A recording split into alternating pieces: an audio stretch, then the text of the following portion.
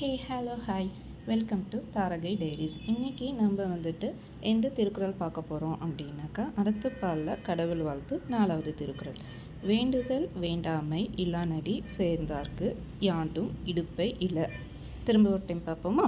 வேண்டுதல் வேண்டாமை இலானடி சேர்ந்தார்க்கு யாண்டும் இடும்பை இல. இதில் திருவள்ளுவர் என்ன சொல்ல வர்றார் அப்படின்னாக்கா, ஒரு நல்லது கெட்டது ஒரு எது நடந்தாலுமே சில பேருக்கு மனுஷன் ஆகலைய நம்மளுக்கு ஒரு தீமையான எண்ணமோ ஒரு பொறாமை எண்ணமோ அந்த மாதிரி ஏதோ ஒன்று நிறைய பேருக்கு நம்மக்கிட்ட ஏற்படும். அந்த மாதிரி எந்த தீமையான எண்ணமும் பொறாமையும் இல்லாத எந்த பொறாமையும் இல்லாததான் கடவுள் அப்படின்னு திருவள்ளுவர் சொல்கிறாரு. ஸோ யார் எந்த தீங்கும் நினைக்காம தீண்டாமை தீங்கு பொறாமை இல்லாத கடவுளை வணங்குறாங்களோ அவங்களும் கடவுளுடைய பண்புகளை பின்பற்றுவாங்க.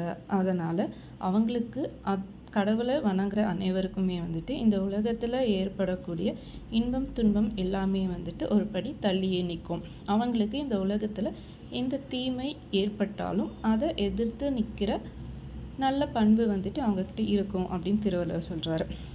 இதை நம்ம இந்த காலத்துக்கு ஏற்ற மாதிரி பார்ப்போமா?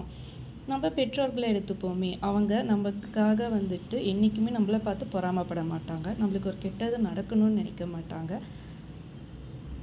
வேறு என்ன சொல்லலாம்? பெற்றோர்கள் அப்படின்னாலே அவங்க நம்மளுக்கு கண் கண்ட தெய்வம். ஏன்னா தெய்வம் கடவுள் அப்படின்னு நம்ம யாரை என்ன சொன்னாலுமே கடவுள் இருக்காங்க இல்லைன்றது 2வது பட்சம். எல்லாருமே கண்டிப்பாக ஒத்துக்க வேண்டிய ஒரு விஷயம் கண் கண்ட தெய்வம், கண் கண்ட கடவுள். சில டைம் இந்த மாதிரி கொஞ்சம் திக்கி பேசுவேன், அதை கொஞ்சம் பொருட்படுத்தாமல் முழு வீடியோவும் தொடர்ந்து பாருங்கள். நம்மளுடைய கண் கண்ட தெய்வம் எப்போவுமே நம்மளுடைய பெற்றோர்கள் தான். ஏன்னா அவங்க நம்மளை பார்த்து என்றைக்குமே பொறாமப்பட மாட்டாங்க, சந்தோஷம் மட்டும்தான் படுவாங்க, நம்ம நல்லா இருக்கணும்னு மட்டும்தான் நினைப்பாங்க.